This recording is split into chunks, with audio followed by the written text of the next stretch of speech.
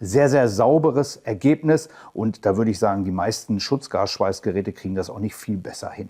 Du musst dringend dein Auto schweißen, hast aber kein Geld für ein teures Schweißgerät, erst recht nicht für eine teure Gasflasche und was man sonst noch so alles an Zubehör braucht.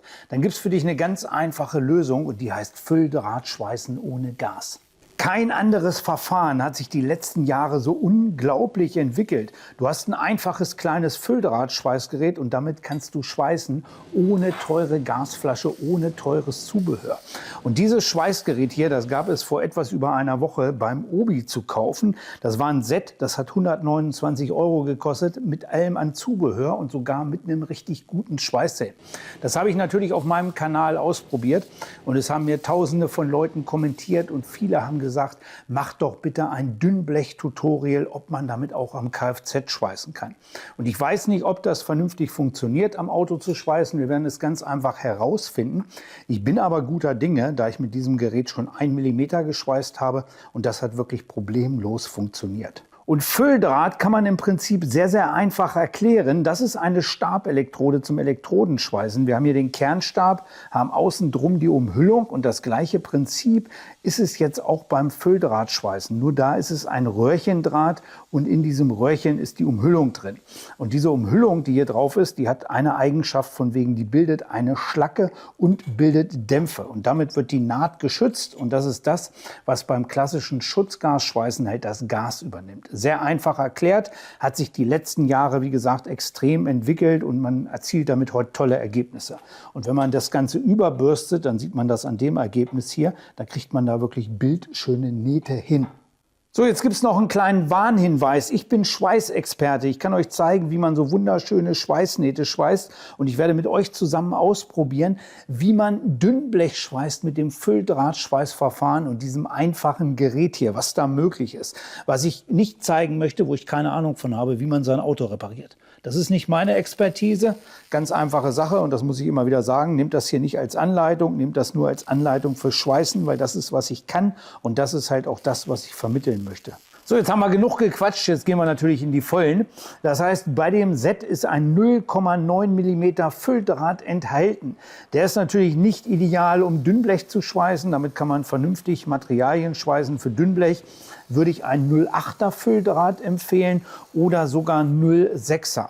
Das kann man hier im Prinzip natürlich ganz einfach umrüsten. Ich habe hier eine Stromdüse 0,8 und was ich auch habe hier ist eine ganz normale Gasdüse. Das heißt, beim Fülldrahtschweißen ist hier immer so eine Fülldrahtdüse bei sehr vielen Geräten dafür verbaut oder im Lieferumfang. Da hat man hier eine sehr gute Wärmeableitung im vorderen Bereich. Jetzt zum Dünnblechschweißen, da wird nicht so viel Wärme entstehen. Da ist auch so eine normale Gasdüse deutlich besser. Kann man richtig schön rangehen, kann man die Düse auch auflegen, alles. Und dann muss man natürlich darauf achten, dass wir die richtige Vorschubrolle haben. Bei dem Gerät ist es so, hier ist eine Universalnut von 0,8 bis 1 mm. Die muss man einfach drin haben. Hinten ist eine 0,6er Nut. Das heißt, wir haben bei dem Gerät standardmäßig alles im Lieferumfang, müssen uns da keine Gedanken machen, müssen nur gucken, dass die richtige Nut ausgewählt ist. Und dann fangen wir ganz einfach mit dem 0,8er Draht an, rüsten den, stellen das Gerät auf 0,8 mm Draht und dann können wir mal auf dem Blech erste kleine Schweißversuche machen. Jetzt einstellen ist hier kinderleicht, wir sind hier auf dem Flux-Programm. Wir gehen hier oben nicht 0,6, sondern 0,8er Draht. Jetzt können wir hier bis zu 30 Ampere runterregulieren und dann muss man einfach mal ausprobieren, mit welcher Leistung er hier noch vernünftig schweißt. Es ist immer so, viele Geräte haben mittlerweile bei 0,8 auch 20 Ampere. Irgendwo braucht der Draht natürlich auch ein bisschen Leistung, damit er überhaupt aufschmilzt. Das muss man immer so ein bisschen individuell ausprobieren und dafür sind wir ja hier. Das Gerät hat übrigens eine coole Funktion. Wenn ich den Draht einfädle, drücke ich hier auf den Knopf und jetzt seht ihr gleich wird es schneller. Dann merkt das Gerät, der Typ schweißt ja gar nicht, dann kann ich auch ein bisschen schneller fördern. Also zum Einfördern, jetzt läuft schneller, man sieht, das läuft alles ordentlich, das ist immer das A und O. Dann hat man hinterher auch nie Probleme mit dem Drahtvorschub. Jetzt kommt der Draht hier gleich raus. Dann kommt die Stromdüse drauf, dann kommt die Gasdüse drauf und dann sind wir fertig zum Schweißen. So, jetzt gucken wir uns einfach mal realistische kleine Testergebnisse an, was mit so einem Verfahren möglich ist. Als erstes mit dem 0,8 mm Draht. Und dann kann ich hier problemlos einen Punkt nach dem anderen setzen, kann ich auch kleine Stückschweißungen setzen. Das habe ich hier einmal auf dem Blech gemacht. Hier habe ich mal ein bisschen mehr Leistung genommen, da ist er gleich durchgefallen. Das habe ich auch auf dem Blech gemacht. Das ist 0,6 mm Blech, also kein Millimeter oder 2 mm Blech, sondern wirklich extrem dünn. Und da kann man das problemlos drauf ein bisschen drauf schweißen. Kann man das Ganze mal ausprobieren, einmal rüberbürsten, ist die Schlacke auch weg. Das ist so der erste kleine Versuch. Nicht erschrecken von wegen, wir gucken uns gleich realistische Testergebnisse hier natürlich an, habe ich alles vorbereitet. Ich will euch aber erstmal den 0,6er Draht auch noch zeigen. Das ist immer auch eine Option. Da hat das Gerät auch ein Programm für. Das haben sehr, sehr wenig Geräte. Da kann ich das Gerät sogar auf 20 Ampere runterstellen. Habe hier einen 0,6er Fülldraht. Und damit kann man sehr, sehr filigrane Punkte setzen. Der läuft aber nicht so schön. Man muss sich Fülldraht immer halt, wie gesagt, als so ein Röhrchendraht vorstellen. Der wird von dem größten Röhrchen runtergewalzt und in der Mitte ist immer noch das schlackebildende Pulver drin und irgendwo ist die Grenze der Physik erreicht. Bei so einem 0,6 mm Draht, da hat man also wirklich mit zu kämpfen. Der schweißt nicht so schön, der läuft nicht so schön. Also ich kann den nicht empfehlen. Sieht man auch, die Ergebnisse sind nicht ganz so schön und das ist relativ filigran, diese Pünktchen hier. Ich würde euch immer den 0,8er empfehlen. Jetzt werden viele sagen, so richtig toll sehen die Ergebnisse nicht aus. Jetzt zeige ich euch mal die Ergebnisse.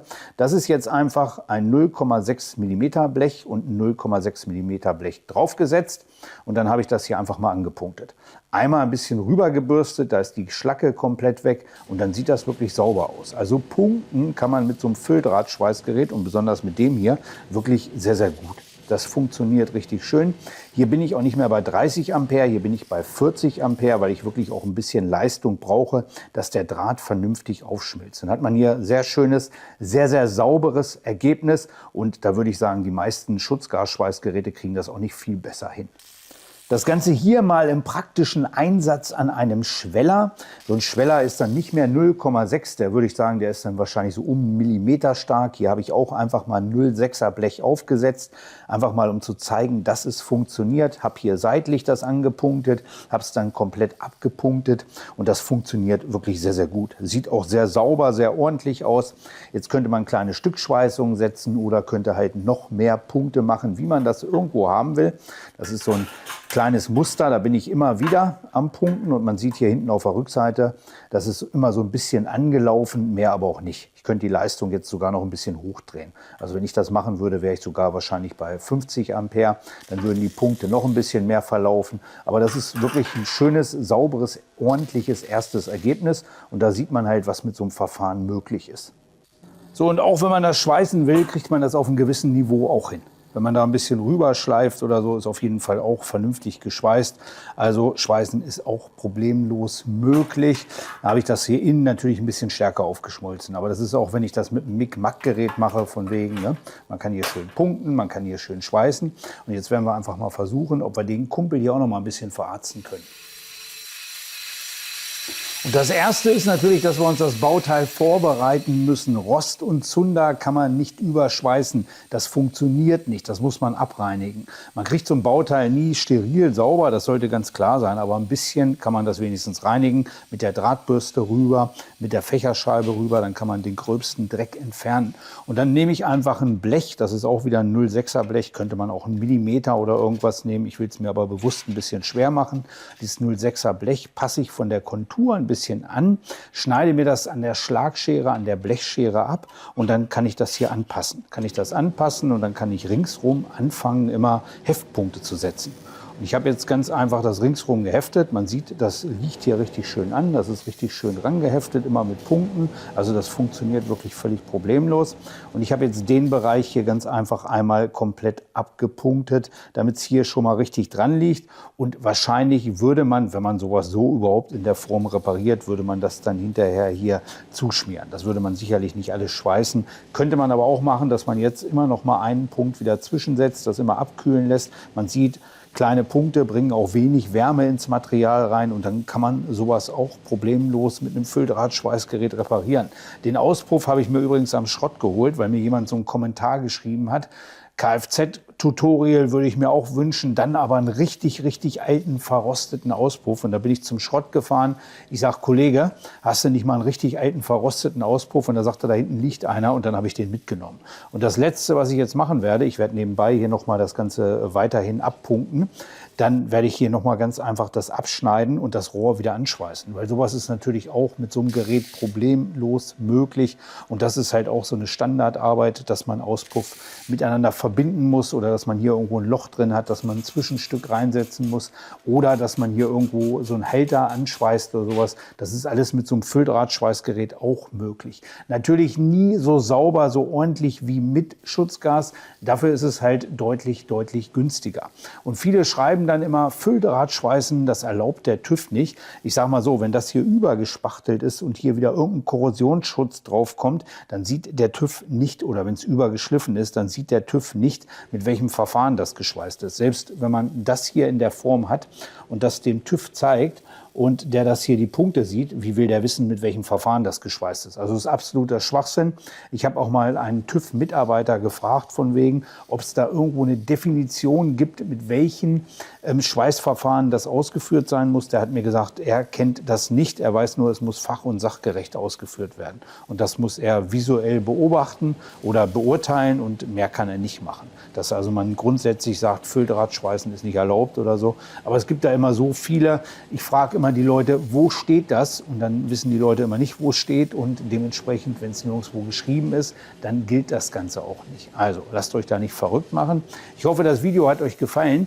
Jetzt ist es natürlich so, dieses kleine Flux-Fülldrahtschweißgerät gab es bei Obi. Das gibt es aktuell nicht mehr. Das wird erst in ein paar Monaten wieder zur Verfügung stehen. Abonniert einfach meinen Kanal, dann wird es da sicherlich noch mal ein neues Video zu geben. Auf der anderen Seite hatte ich eine MIG 160 vorgestellt. Das ist auch eine schöne Alternative. Ist natürlich ein bisschen teurer, aber auch immer noch sehr bezahlbar. Und da hat man das Beste aus allen Welten. Das ist ein Fülldrahtschweißgerät, aber auch ein MIG-Max-Schweißgerät. Und mit dem kann man unglaublich gut Dünnblech schweißen. Das blende ich hier mal mit ein. Das wäre eine Alternative. Das verlinke ich hier unter. Und wie gesagt, ganz wichtig ist, dass man sich einen vernünftigen Fülldraht holt, dass man sich die richtigen Düsen holt. Sowas werde ich hier unter auch alles verlinken. Ich hoffe, dieses kleine Video hat euch gefallen. Was sich noch viele gewünscht haben, ist das Wickschweißen mit dem Gerät. Und da machen wir auch noch mal ein kleines Video, das einfachste Wickschweißgerät der Welt. Und dann zeige ich euch mit dem Gerät und mit anderen Geräten, wie man ganz, ganz einfach Wickschweißen kann.